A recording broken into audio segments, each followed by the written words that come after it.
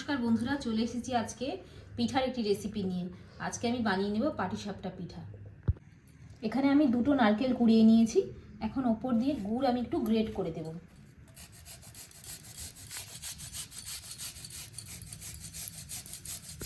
আমি অল্প মিষ্টিতেই বানাবো, তাই আমি এখানে একটা তার একটু বেশিই দেব। দেখুন বন্ধুরা, আমি এখানে 2 ডালা গুড় গ্রেট করে দিয়েছি। বন্ধুরা, এখানে আমি হাফ কিলো গোবিন্দভোগ চাল ভিজিয়ে শুকনো করে গুঁড়ো করে রেখেছি। এখানে আমি যতটা চালের গুঁড়ো নিয়েছি তার অর্ধেক নিয়েছি ময়দা। দিয়ে দিচ্ছি 1 ঢাকনা সুজি। এখন এই মিশ্রণটির মধ্যেও আমি 1 ডালা গুড় ঘষে দেব।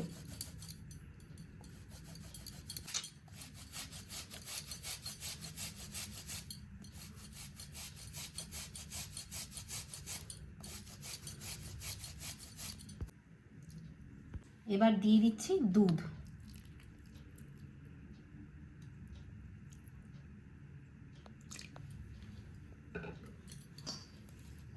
এবার মিশ্রণটি হালকা হালকা করে মাখতে শুরু করব।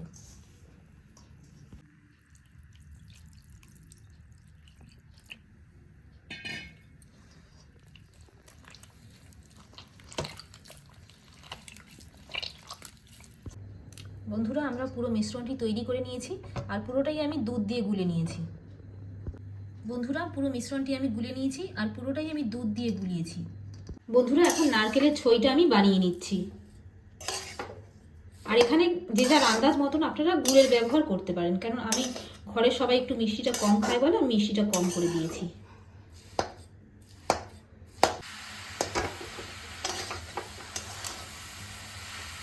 এখানে আমি 4টে এলাচ নিয়েছি, একটু চিনি দিয়ে থেতো করে নেব।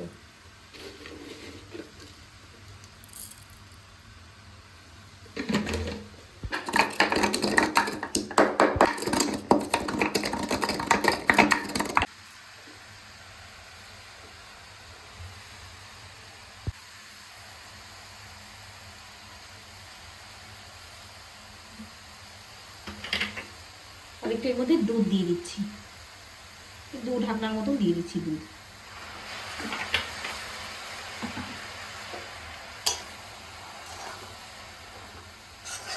তো এখন আমরা ছইটা বানিয়ে তারপরে ভিডিওতে ফিরে আসছি।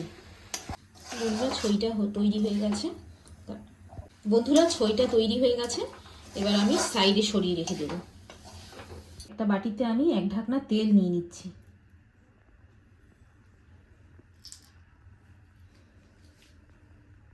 আর একটু জল মিশিয়ে নিচ্ছি।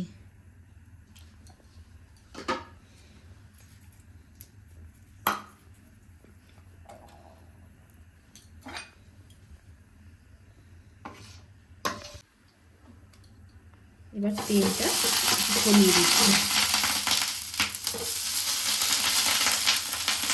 দিয়ে দিচ্ছি ব্যাটার।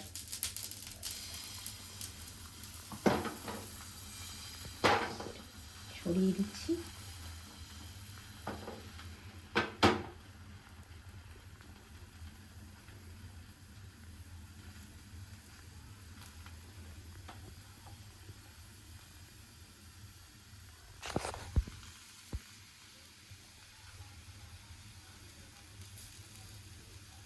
একটু হালকা হাতে প্রথমটা ওঠাবো।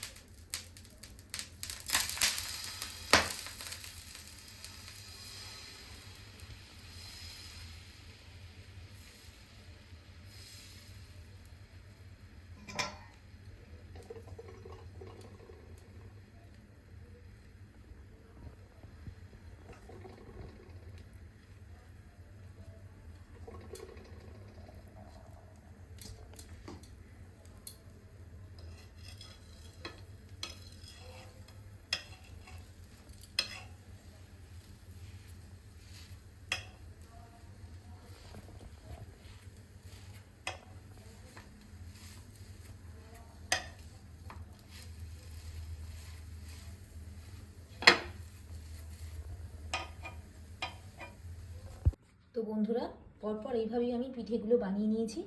খুব অল্প মিষ্টি দিয়েই তৈরি হয়েছে এই পিঠেগুলো। আপনাদের যদি এই ভিডিওটা ভালো লাগে তবে আমাকে একটি কমেন্ট আর লাইক করবেন।